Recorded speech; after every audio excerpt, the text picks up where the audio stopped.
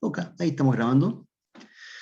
Bien, entonces vamos con esto que es la ciencia macroeconómica.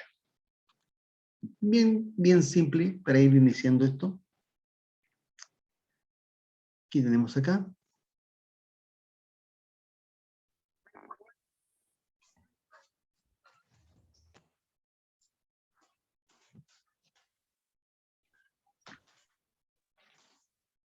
Okay. Lo que es esta parte de la ciencia macroeconómica en general, vamos a ir viendo qué se estudia en la parte macro, ¿ya? Qué cosas vamos a utilizar y lo que son los conceptos relevantes, ¿ya? Que tenemos para ir haciendo nuestro análisis.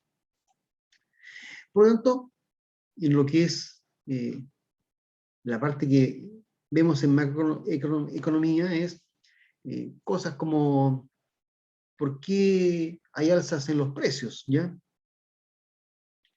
¿Por qué hay desempleo aun cuando hay una inyección económica, hay una expansión, cosas de ese tipo, ¿ya? ¿Qué pasa con las recesiones, ya? ¿Están los ciclos económicos de por medio? ¿Qué debe pasar para atacar a un ciclo recesivo? Cosas de ese tipo, ¿ya? ¿Y cómo se puede afrontar eso? Entonces son preguntas que surgen cuando se estudia análisis macroeconómico. Por lo tanto, eh, ¿qué pasa con el déficit que tiene el Estado? ¿Ya? ¿Cómo se ve afectada la economía por un déficit presupuestario del sector público? ¿Ya? ¿Y por qué algunos países que tienen ese déficit suelen tener algunas situaciones no tan malas que trabajan con déficit? Bueno, hay que ir viendo qué ocurre. ¿Qué pasa con la pobreza? ¿Ya? A nivel macro, ¿ya? Y cómo podemos tratar de ir paliando esta pobreza, con qué tipo de situaciones de afrontar con medidas de políticas económicas para disminuir los índices de pobreza, ¿ya? ¿Cómo se puede ir saliendo eso? Y con apoyo de un crecimiento que permita distribuir los recursos en forma más equitativa, cosas de ese tipo. Por lo tanto, ahí se ve afectado el bienestar de la sociedad, ¿ya? De las personas. Y se ve interrelacionada con lo que es la política económica, ¿ya? Por lo tanto, vamos a ver modelos que nos van a ir intentando explicar qué ocurre en cada uno de estos casos, ¿ya? Entonces, esos modelos nos dicen relaciones entre las variables, ¿ya? Por ejemplo, inflación versus desempleo, ¿ya?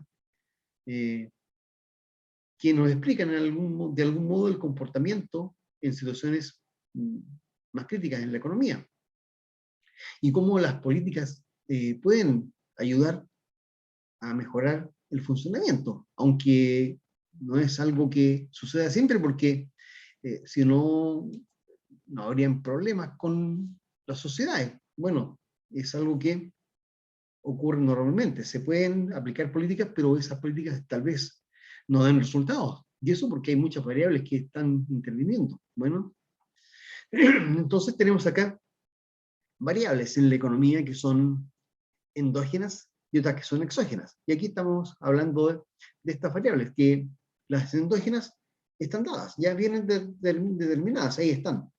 En cambio, las que son exógenas están fuera del modelo. Por lo tanto, esos son datos, ¿ya? Hay un dato que es una variable exógena y que no se puede hacer algo con eso, porque está fuera del modelo. La endógena sí está dentro del modelo y podemos irla modificando, ¿ya? Entonces, tenemos modelos como ustedes ya estudiaron en la parte microeconómica, ¿ya? Un modelo de oferta y demanda, mercado de automóviles, por ejemplo, ¿ya? Entonces, ¿qué variables son las que afectan, ya sea en la demanda o en la oferta, en un modelo determinado? Y eso cosa, ustedes ya la conocen, por lo tanto, no va a ser complicado que lo hablemos en la parte más global de macroeconómica, ¿ya? Entonces, estos modelos tienen supuestos y por lo tanto hay que ver cuáles son las variables que intervienen y cuáles son del modelo, cuáles son o están fuera del modelo, ¿ya? Para poder ir trabajando con ellas. Y por lo tanto, cuando hablamos de precios que son rígidos o flexibles, ¿ya? Estamos hablando de que el concepto de que el mercado se vacía, ¿ya?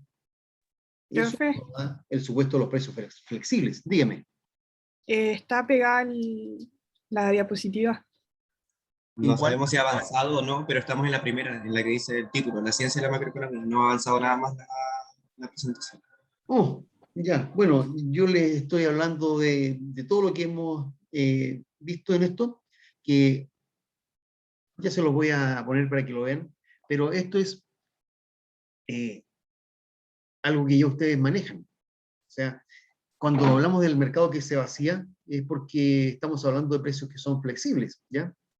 Pero en los cortos plazos los precios a veces son muy fijos, muy rígidos. Entonces, cuesta ver cuándo hay un cambio de precios, ¿ya? Eh, ¿Por qué? Porque hay variables que son reales y otras variables que son nominales. Ustedes ya lo vieron en su curso previo, en el curso pasado, cuando vieron métodos, tasas de interés que son reales y tasas de interés que son nominales, ya las conocen. Por lo tanto, aquí también hablamos de variables reales y nominales, ¿ya? Por ejemplo, salarios o sueldos, nominales o reales, ¿ya? Porque un salario nominal es un salario que es el número de unidades monetarias que la persona recibe. Por ejemplo, un sueldo nominal de 1.000.000 de pesos, por ejemplo, ¿ya? Eso es nominal. Pero para que sea un sueldo o salario real, hay que asociarlo a otra variable, que en este caso es el nivel general de precios, o sea, el IPC.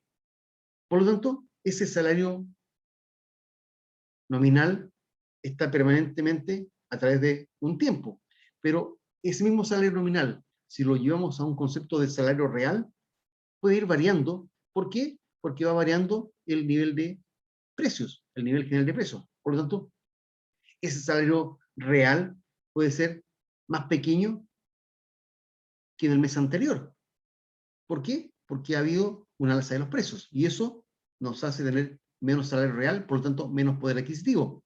Y eso nos deja en una situación de desmedro respecto de si no hay algún tipo de reajuste. ¿Ok? Entonces, los comportamientos en la economía, en la parte macro, dependen mucho de estos precios, ¿ya? Son flexibles o son rígidos, ¿ya? Cuando hay desempleo, es porque hay salarios que son rígidos y por lo tanto no se pueden ir ajustando a los vaivenes del mercado laboral, por ejemplo, ¿ya? Eh,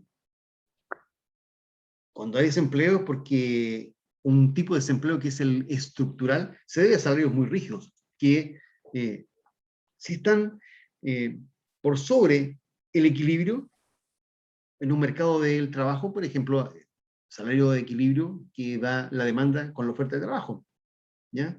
En ese caso, eh, lo que tenemos ahí es un salario que si está fijado por sobre el nivel de equilibrio, para ese tipo de labor, bueno, genera desempleo estructural, porque los que contratan son las empresas. O sea, la demanda, en este caso, es de las empresas. Las empresas demandan trabajo, ¿eh? Y las personas ofrecen su trabajo. Por lo tanto, hay un salario nominal muy alto en relación al equilibrio que podría existir, más personas van a estar dispuestas a trabajar, a ese mayor salario.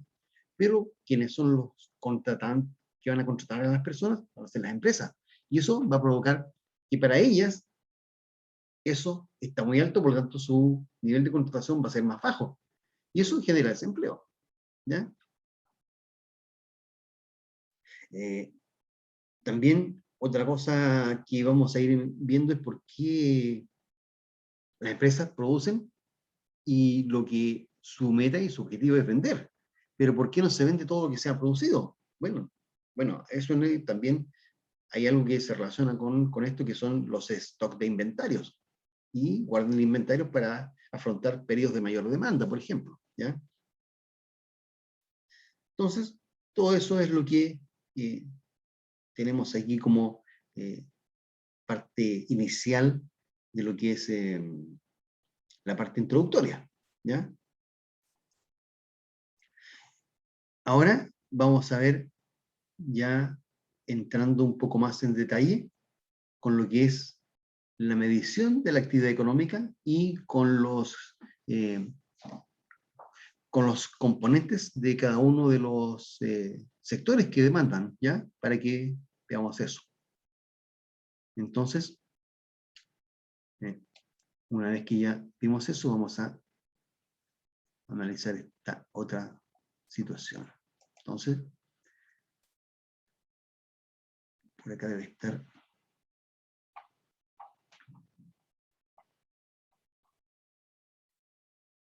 Tengo esa. Vamos a usar